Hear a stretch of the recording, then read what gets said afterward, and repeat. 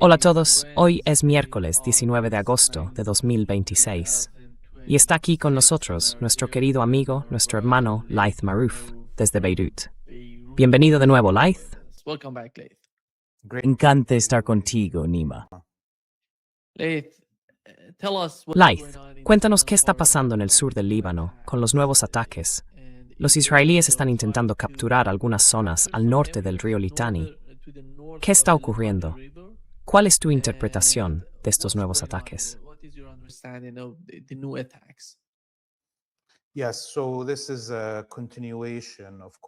Sí, esto es una continuación, por supuesto, de su intento de tomar la colina de Ali Tahir, justo a las afueras de la ciudad de Nabatía. Han fracasado, por supuesto, durante las últimas 3 o 4 semanas. Han recibido golpes cada vez que han intentado infiltrarse en la zona. Así que lo que están haciendo es ampliar su castigo colectivo contra el pueblo libanés en las aldeas de los alrededores de Nabatía.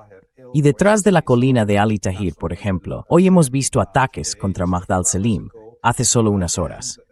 Y esto coincide también con ataques contra la aldea costera de Al-Mansuri, que sufrió una masacre la semana pasada como respuesta a las pérdidas que han sufrido sobre el terreno.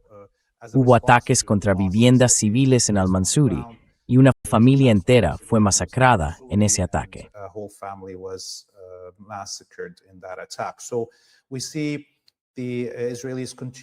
Así que vemos a los israelíes continuar con su política de castigo colectivo contra la población civil del sur del Líbano cada vez que sufren pérdidas en el campo de batalla. Esto coincide también con múltiples grandes explosiones en pueblos situados detrás de la línea de ocupación. Al menos 3 pueblos han sido volados casi por completo en las últimas 24 horas. En este, una vez más, intento de borrar la existencia de esos pueblos. Por cierto, cuando la gente piensa en lo que está ocurriendo en el sur del Líbano, en las zonas ocupadas, debe entender que están destruyendo todas las casas, todas las mezquitas, todas las iglesias. Están volando pueblos enteros e incluso desentierran los cementerios para hacerlos volar. Son cementerios que llevan ahí cientos de años. En ellos están enterradas múltiples generaciones de familias.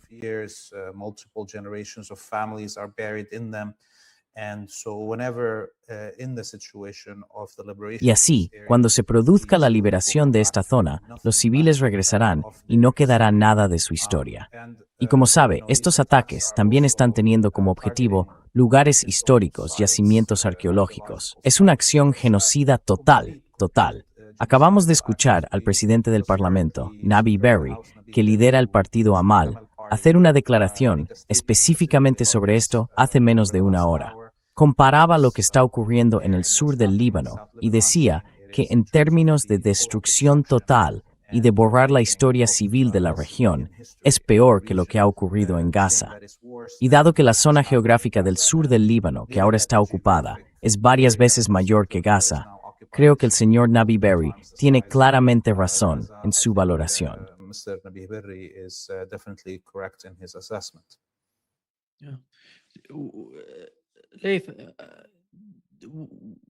¿Qué quieren de Ali Tahir? ¿Y qué importancia tiene eso?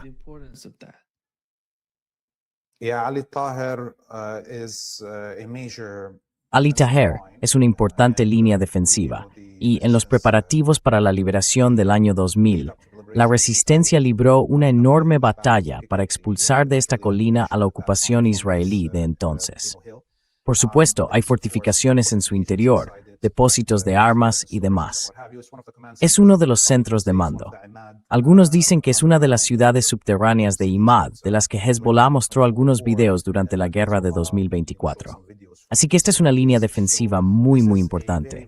Si cae, significa que caerá la ciudad de Nabatía, y básicamente la siguiente línea defensiva será Kalim al-Tufa, o la región de las manzanas, detrás de Nabatía. Eso también significa que a los israelíes les resultará fácil tomar la carretera principal desde la ciudad de Nabatía hasta Saida. Y ya sabes, caerá una enorme extensión de territorio.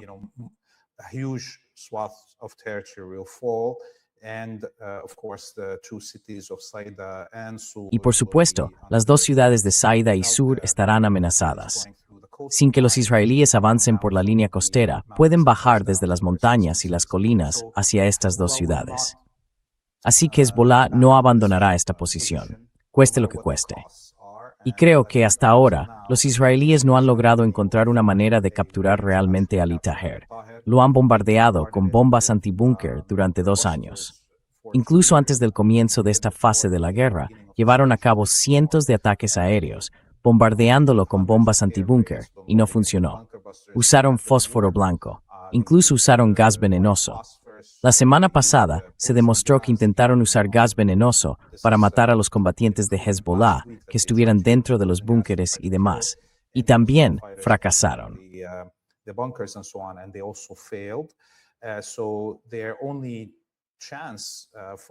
Así que su única opción para hacer algo es enviar hombres al terreno, a un enfrentamiento directo.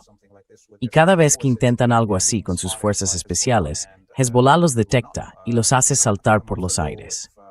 Hace un mes, si los espectadores lo recuerdan, un alto oficial encargado de todo el campo de batalla alrededor de Ali Taher fue liquidado por Hezbollah cuando fue detectado avanzando con su batallón. Así que la inteligencia y la vigilancia de Hezbollah son muy fuertes en la zona. Y no creo que los israelíes tengan a su alcance una solución militar para capturar a Ali Taher. Y cuanto más avancen hacia allí, más perderán, tanto en hombres como en material.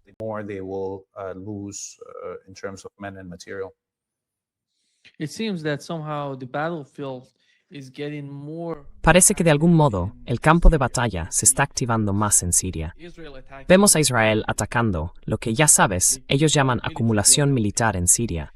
Lo llaman acumulación militar turca.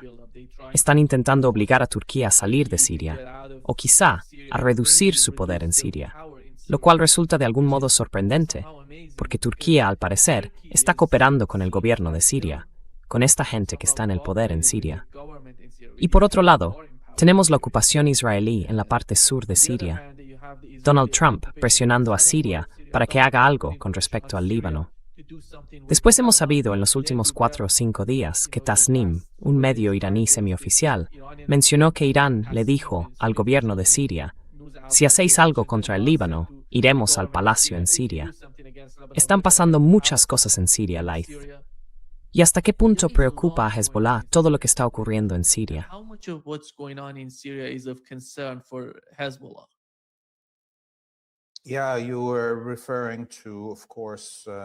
Sí, te referías a que, por supuesto, ahora sabemos que el gobierno iraní envió mensajes a través del ministro de Defensa de Irak, que estaba de visita en Siria, diciendo que, si al-Jolani y sus escuadrones de la muerte wahhabíes intentan invadir Líbano, las Fuerzas Armadas iraníes ya tienen cientos de objetivos fijados, y eso incluye los palacios presidenciales.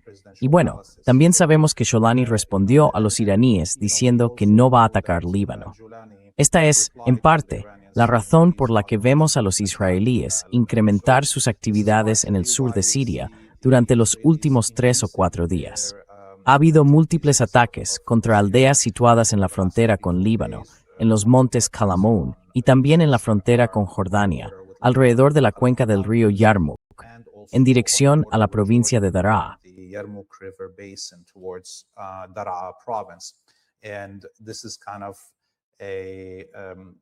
Y esto es una especie de castigo para al-Jolani por no hacer lo que quieren los israelíes. Del mismo modo, este ataque contra la rehabilitación del aeródromo en la provincia de Idlib, donde el ejército turco ocupa ese aeródromo y está intentando acondicionarlo para sus propios usos, es un mensaje para la propia Turquía. Si no presiona a al-Jolani para que siga los dictados de los israelíes y los estadounidenses, también será castigada por ello. Y como mínimo, se verá dañada su capacidad de mantener una presencia permanente en Siria.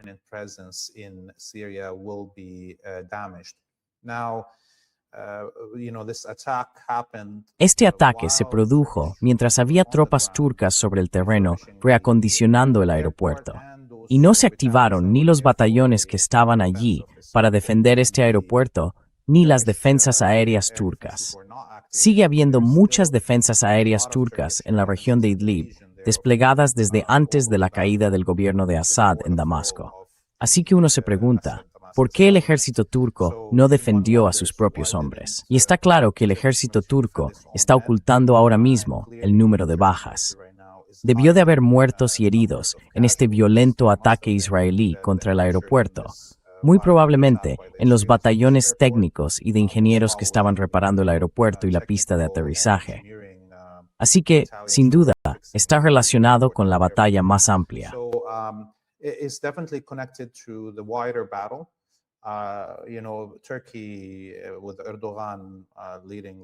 Turquía, con Erdogan al frente del país, lleva 2 años y medio hablando sin parar, amenazando a Israel o defendiéndolo, hablando de los derechos palestinos y demás, mientras sigue manteniendo relaciones militares y económicas con los israelíes. De hecho, las relaciones comerciales más importantes que tiene Israel son con el Estado turco. Y aún con todo esto, Netanyahu sigue abofeteando a Erdogan. Parece que Erdogan y la cúpula militar turca no tienen amor propio, porque ni siquiera hemos oído condenas de estos ataques contra la presencia de ocupación turca en el norte de Siria. Así que uno se pregunta, ¿hasta cuándo aceptará el pueblo turco que sus propios dirigentes actúen de esta manera y permitan que sus propios soldados mueran sin motivo alguno?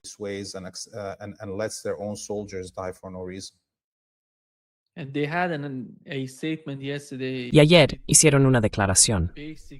El mensaje básico de esa declaración era, por un lado, que Netanyahu está haciendo esto por las elecciones en Israel. El segundo punto era que no van a permitir que Israel desestabilice Siria. No sé hasta qué punto se puede desestabilizar más Siria, porque Siria, no hay estabilidad en Siria. ¿Ve usted algo que indique que Siria está mejorando, que se está desestabilizando o que se está estabilizando más?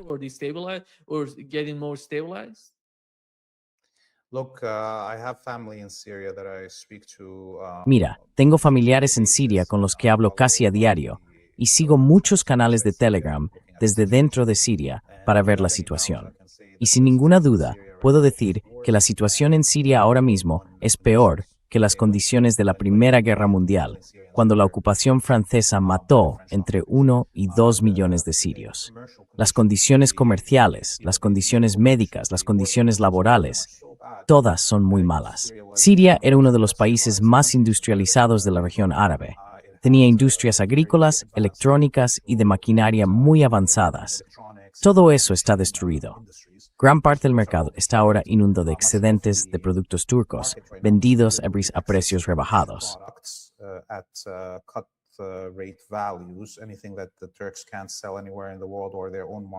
Todo lo que los turcos no pueden vender en ninguna parte del mundo, ni en su propio mercado, ha inundado Siria, destruyendo prácticamente toda posibilidad de que lo que quedaba tras la guerra pudiera competir en el mercado.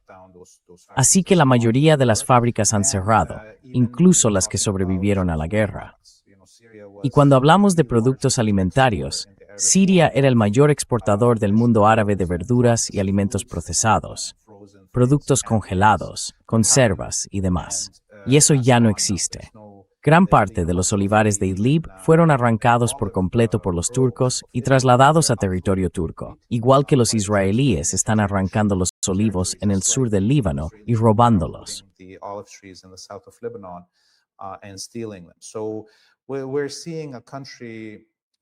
Así que estamos viendo un país que, muy tristemente, está ahora mismo al borde de la hambruna.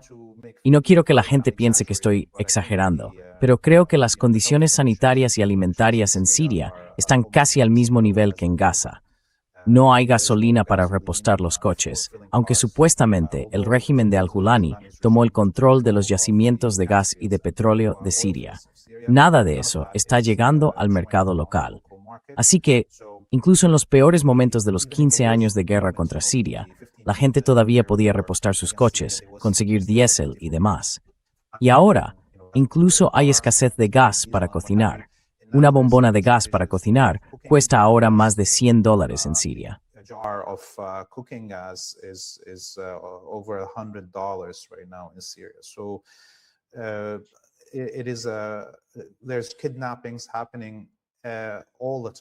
Hay secuestros constantemente. De media, se producen al menos 10 secuestros al día en Siria.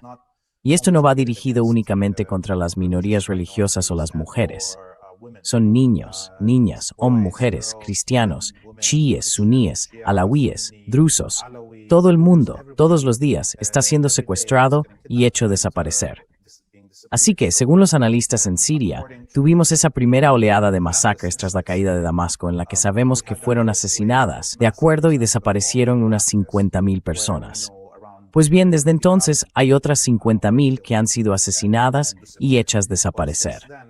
Así que la cifra está alcanzando, ya saben, alrededor de 100.000 sirios asesinados o desaparecidos desde la caída de Damasco hace un año y medio. Así que es enorme.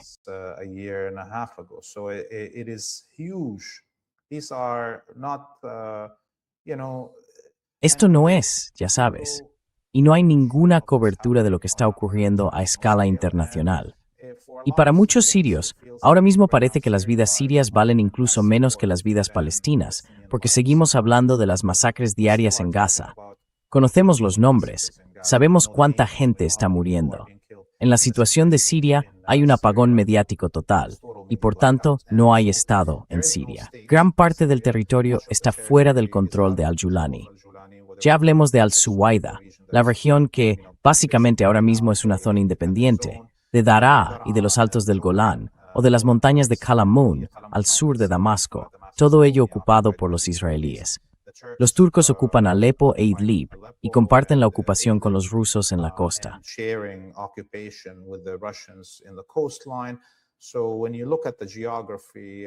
Así que, cuando miras la geografía, con los kurdos ocupando también el noreste, y por cierto, han vuelto a izar las banderas kurdas en el noreste, han retirado todas las banderas de los rebeldes sirios. Así que, cuando miras el mapa después de ver todo esto, literalmente solo hay una pequeña franja de territorio, desde Hama hasta Damasco, que controla al-Julani. 3 ciudades importantes, Hama, Homs y Damasco. ¿Y qué hay entre ellas? Todo lo demás es bajo authority otra persona. Sí, definitivamente aumenak exto hackt kalum de image, es yagur. ¿Quién contrasta esta responsabilidad Siria?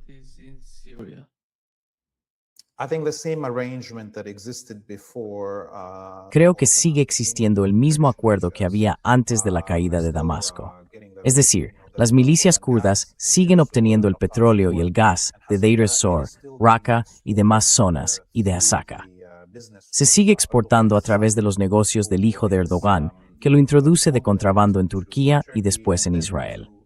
Así que, como ocurre en el norte de Irak, esto sigue hasta ahora. Puede que se esté dando una parte al régimen de al-Julani, pero más exportaciones que siguen en los puertos de Siria. En Jumal, todo está desapareciendo.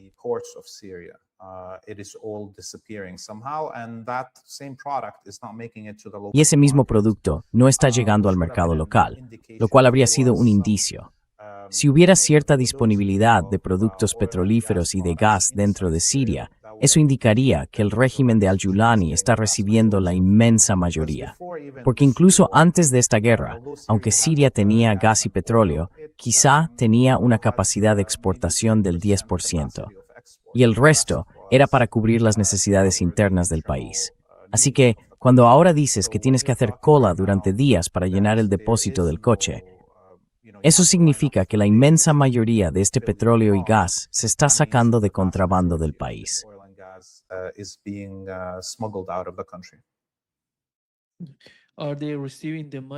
¿Están recibiendo el dinero de Turquía, de Estados Unidos, o quién les está proporcionando ese dinero? ¿Y cuánto de ese dinero, del dinero que obtienen por la venta?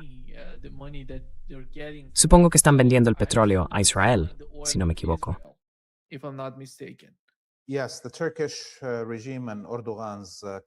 Sí, el régimen turco y el clan de Erdogan están vendiendo el petróleo a Israel, y lo venden a precios rebajados porque todo esto es ilegal. Todo esto se contrabandea y se roba. Pero si tomamos la situación de Venezuela como referencia, ahora sabemos que la camarilla de Trump solo está entregando alrededor del 20% de los ingresos por las ventas de gas y petróleo de Venezuela al régimen de Delcy Rodríguez. Es decir, se trata de un régimen obediente, que ya no es un quebradero de cabeza para Israel, que abrió la embajada israelí y todo lo demás. Y dentro de Venezuela no hay competencia para el régimen de Delcy. Ahora bien, aquí tenemos al Yulani, que no controla el territorio, que tiene competidores dentro del territorio, y que estos también tienen alianzas con Estados Unidos, ya sean las milicias kurdas, la ocupación turca o la ocupación israelí.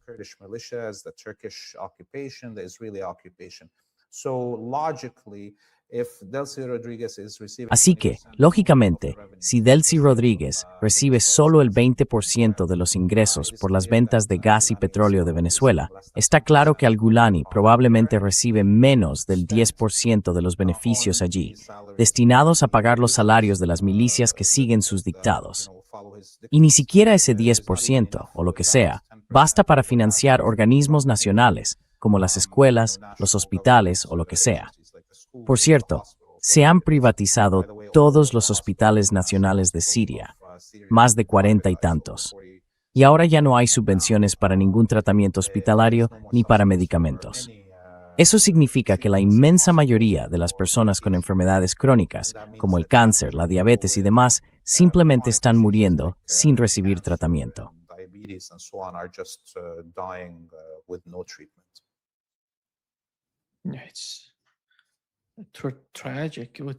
Es trágico. Leith, ¿qué opinas de las negociaciones que están teniendo lugar ahora mismo? Jared Kushner estaba en la región hablando con los israelíes y con Hamas. Y todo se reduce al desarme de Hamas. No están hablando solo de las armas pesadas. Están hablando de todas y cada una de las armas que tiene Hamas. Quieren que se le retire absolutamente todo a Hamas. Y después hablan de si Israel podría retirarse. ¿Y quién va a garantizar eso? No hay nadie allí. ¿Y crees que eso va a ocurrir? ¿Hamas va a desarmarse por completo? ¿O será que la guerra continuará, que los israelíes seguirán igual, y que todo esto tiene que ver con las elecciones en Israel y en Estados Unidos? ¿Es algún tipo de maniobra política?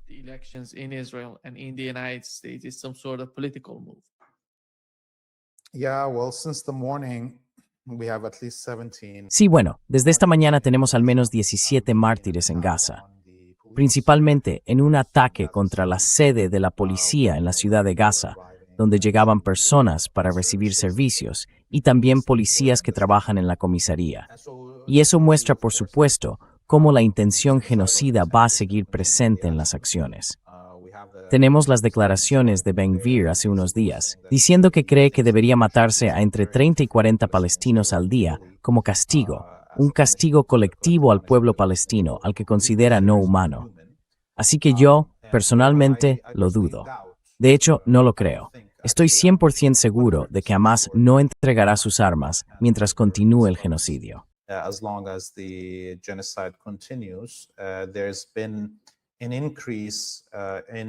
aumentado el número de acciones de asesinato llevadas a cabo por Israel contra Hamas, ya sabe, contra personas dentro de Gaza. Y vimos por primera vez hace unos días una acción de represalia de Hamas, haciendo estallar un tanque israelí. Así que eso demuestra que en realidad no va a haber entrega de armas. Y estamos entrando en una fase de mayor hostilidad entre las dos partes. No hay nada que los estadounidenses y su Junta de Paz puedan hacer. Está ahí simplemente como una especie de situación del mago de Oz, como una cortina que oculta detrás la matanza. Y Kushner es un supremacista judío. Así que, por supuesto, va a hacer lo que Israel quiera.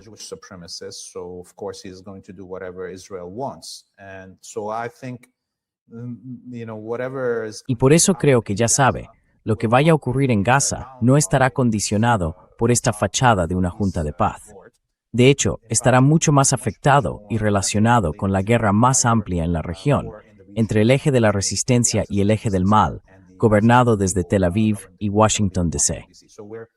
Creo que ya sabe, a medida que aumenten las hostilidades en la región, en Líbano, por ejemplo, o en Yemen, en Irak, o incluso en la frontera del Estrecho de Hormuz, también aumentarán las hostilidades dentro de Gaza. No habrá solución para todos nosotros en la región, salvo con la derrota total de los sionistas y los small.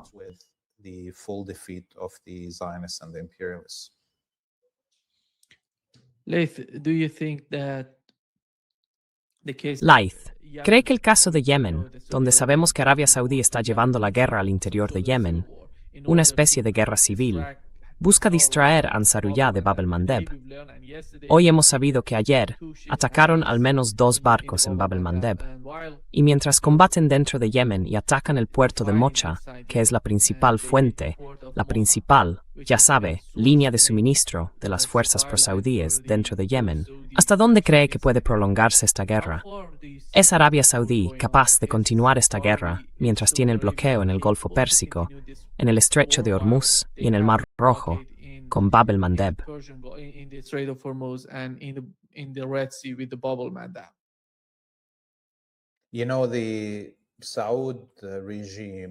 El régimen saudí está ahora mismo en una situación realmente mala porque no está llegando al mercado mundial ninguna exportación saudí de petróleo y gas. Todos los que tenían contratos a largo plazo están intentando encontrar alternativas para ese petróleo y gas.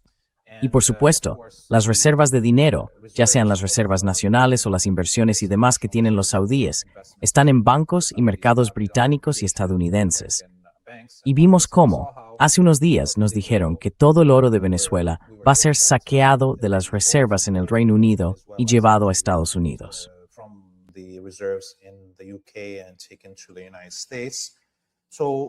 Así que también deberíamos imaginar que esto les está pasando a todos esos regímenes fascistas de la península arábiga.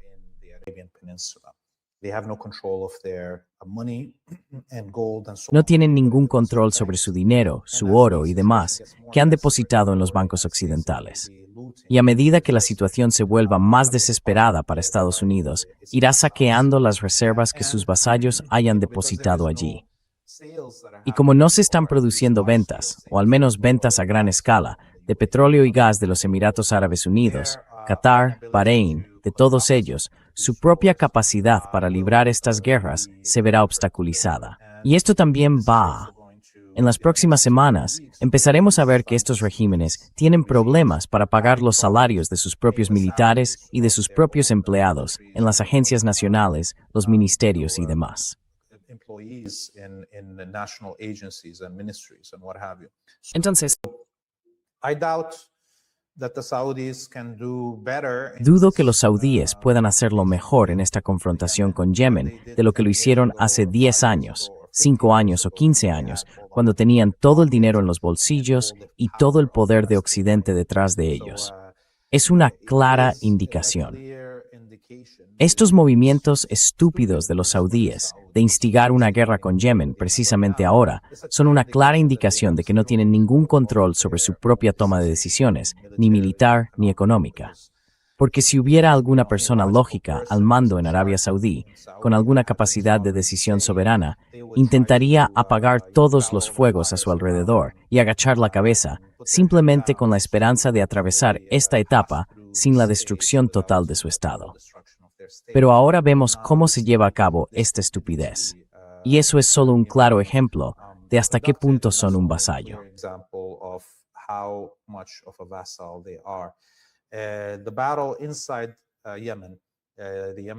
La batalla dentro de Yemen. Las Fuerzas Armadas yemeníes han bombardeado las posiciones, los puntos de concentración de las milicias a las que pagaban los saudíes, tanto en la región de Marib, donde se encuentra gran parte del petróleo y el gas de Yemen, como en el puerto de Mocha. Por cierto, para quienes les gusta el café, de ahí viene la palabra mocha. Así es como obtenemos mocha. El café es de Mocha. Y ya saben, este es el principal puerto justo antes de Bab el-Mandeb. Y es uno de los únicos puertos de la costa occidental de Yemen que los saudíes todavía controlan. Así que las Fuerzas Armadas yemeníes bombardearon el puerto, los barcos que hay en él, los almacenes donde se guardaban todas las armas. Y si se produce la inminente invasión de las Fuerzas Armadas yemeníes en Mocha y capturan Mocha, entonces las Fuerzas Armadas yemeníes llegarán, por primera vez, al extremo propiamente dicho de Bab el-Mandeb. Así que esto es muy importante. Es una acción estúpida de los saudíes, que ahora ha abierto la puerta para que Yemen libere este Bab el-Mandeb.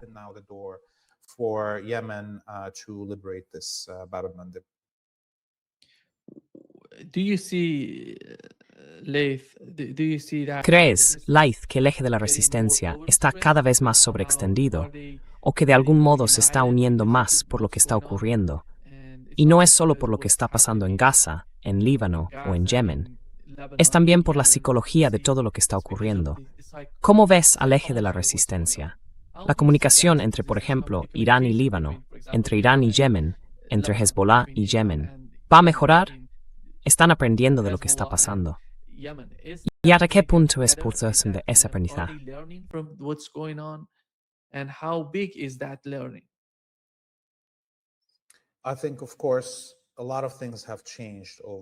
Creo que, por supuesto, muchas cosas han cambiado en los últimos 2 años y medio. Las tácticas, la coordinación, las fases, la manera en que el eje de la resistencia responde a las provocaciones y así sucesivamente. Creo que también estamos viendo ahora, por primera vez, que el eje de la resistencia ha dominado en el aire y en el mar. Y esto supone un cambio enorme, lo que significa que lo único que queda son las batallas terrestres. Hasta ahora, las amenazas de Occidente de invadir Irán no se han materializado, y los regímenes vasallos, como los de Kuwait y Bahrein, los Emiratos e incluso Qatar, todavía no han aprendido la lección.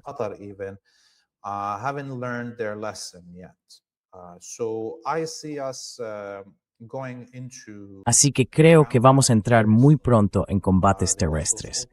Hubo esos primeros disparos que efectuaron las fuerzas especiales iraníes, llevando a cabo básicamente esas operaciones especiales dentro del Kurdistán iraquí y liquidando a esos 8 comandantes de milicias kurdas que trabajan para la CIA y el Mossad, además de destruir sus almacenes. Así que fue la primera vez que vimos a Irán entrar realmente en territorio de otro país desde que terminó la guerra con Irak en 1989. Esto supone un enorme cambio de postura. Veremos ese mismo cambio de postura en los otros miembros del eje de la resistencia.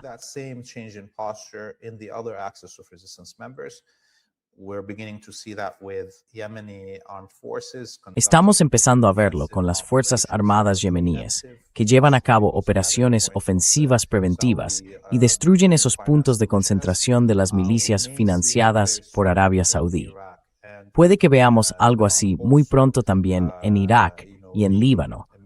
Las reuniones de hoy entre funcionarios iraníes y funcionarios iraquíes, quién sabe qué está ocurriendo entre bastidores. Pero creo que es una clara señal de que las cosas van a cambiar. Y creo que en los próximos días veremos a Hezbollah en Líbano llevando a cabo operaciones ofensivas y veremos cómo se desarrollan las cosas a partir de ahí. Creo que está claro que el eje de la resistencia tiene una estrategia coordinada que todavía no vemos. Pero cuando las cosas se desarrollen, quedará más claro para todos nosotros.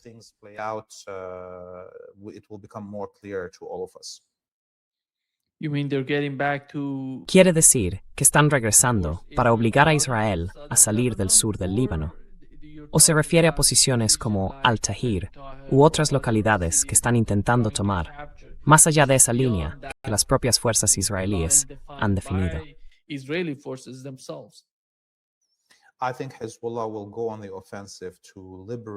Creo que Hezbollah pasará a la ofensiva para liberar parte del territorio que los israelíes controlan actualmente. Porque esas imágenes de 3 o 4 pueblos en 24 horas totalmente borrados del mapa son muy provocadoras. Y la población del Líbano está hirviendo de rabia. La gente está realmente muy enfadada. Así que Hezbollah tiene que actuar, aunque solo sea para aliviar parte de la indignación de la gente. Pero creo que será cada vez más que solo eso.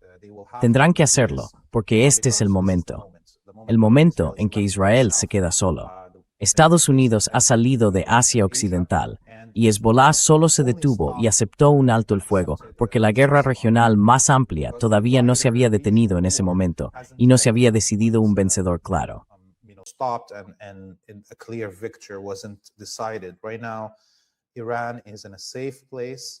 Ahora mismo, Irán está en un lugar seguro. Recordemos que todos los componentes del eje de la resistencia consideran a Irán como la casa segura. Es la base más importante y crucial que hay que mantener para que Irán y el pueblo iraní puedan ayudar al resto del eje de la resistencia. Así que, ahora que Irán está claramente a salvo y se encuentra en una postura de preparación para sus propias operaciones ofensivas, eso significa que Hezbollah también puede actuar de esta manera, como vemos que hace Ansarullah en Yemen. Y muy probablemente, pronto veremos a la resistencia iraquí haciendo lo mismo. Por tanto, la perspectiva general ahora es que el eje de la resistencia va a pasar a la ofensiva. ¿Cómo? Eso les corresponde decidirlo a ellos y lo seguiremos juntos. I think the outcome of the war would be Creo que el desenlace de la guerra tendría una influencia enorme en la región, porque The Washington Post informó ayer de que el Pentágono estadounidense está evaluando si reduce la presencia militar de Estados Unidos en el Golfo Pérsico. Eso significa que quieren reducir las fuerzas en los países del Consejo de Cooperación del Golfo y trasladarlas a Jordania e Israel. Por cierto, esto significa mucho para el eje de la resistencia, también para el eje de la resistencia en Irak, porque Irak ha estado, no sé durante cuántos años, durante 20 años, bajo la influencia de la presencia militar estadounidense, e Irán ha reducido su influencia en el Kurdistán iraquí y en Irak como país, en todo Irak. Y esto es algo nuevo.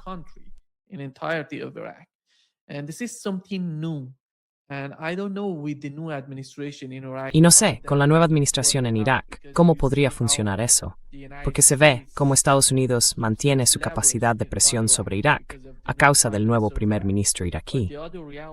Pero la otra realidad es que Irak es vecino de Irán y tienen que entender la fragilidad de lo que está ocurriendo, y supongo que no quieren formar parte del conflicto.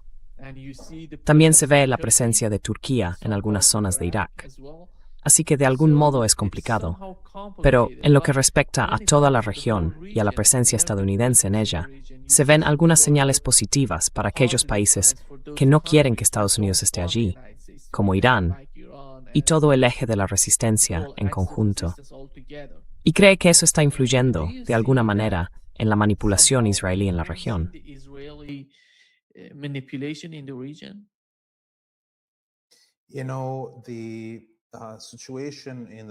La situación en el Golfo Pérsico es tan dramática.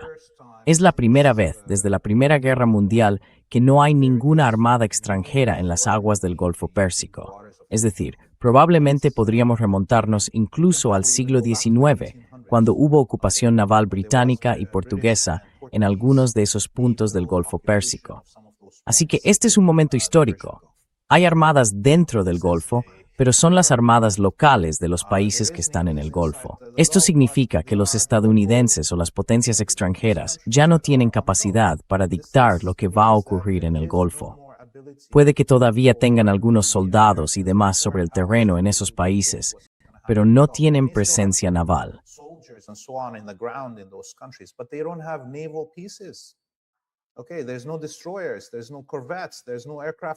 De acuerdo, no hay destructores, no hay corbetas, no hay portaaviones, no hay submarinos. Así que esta masa de agua ha quedado liberada por primera vez desde el siglo XIX. Y creo que la gente aún no se ha dado cuenta de lo drástico que es esto. Y no hay forma de que las armadas occidentales vuelvan a entrar en el Golfo. Irán no va a permitir que vuelvan a enviar allí ningún barco, ningún buque de guerra, nunca más. Se acabó. Ha terminado. Y ahora que esta masa de agua está liberada y que la inmensa mayoría de los aeródromos que israelíes y estadounidenses utilizaban en la península arábiga han sido destruidos, junto con los radares y las defensas aéreas, por supuesto, se retirarán a puntos más seguros. Pero, ¿hasta qué punto será más segura Jordania?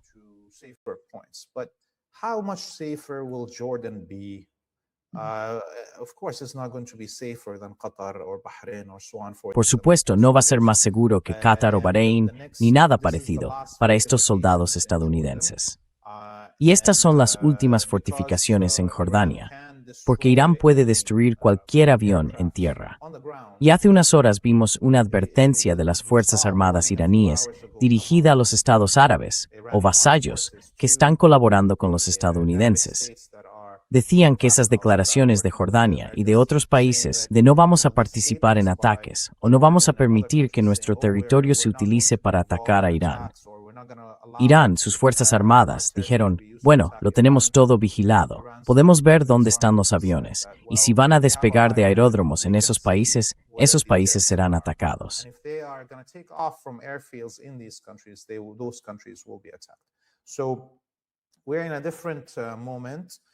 Estamos en un momento diferente. Muy pronto, Estados Unidos tendrá que, si es lo bastante estúpido como para reiniciar una guerra con Irán, retirar toda su fuerza aérea de Asia Occidental y desplazarla a Europa del Este y África Oriental.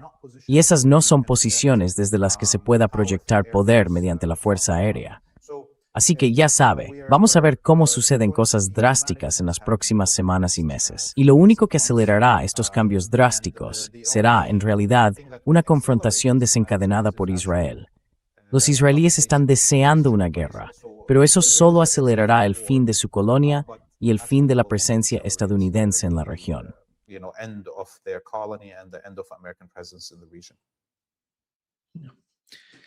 Thank you so much, Laith. Muchísimas gracias, Laith, por estar hoy con nosotros. Entrad en freepalestine.video justo debajo de su nombre. Podéis encontrarlo en freepalestine.video, seguir a Laith y apoyarle. Muchísimas gracias, Laith. Thank you so much, Laith. Great. Ha sido un gran placer, como siempre. Gracias. Nos vemos pronto, inshallah. Adiós.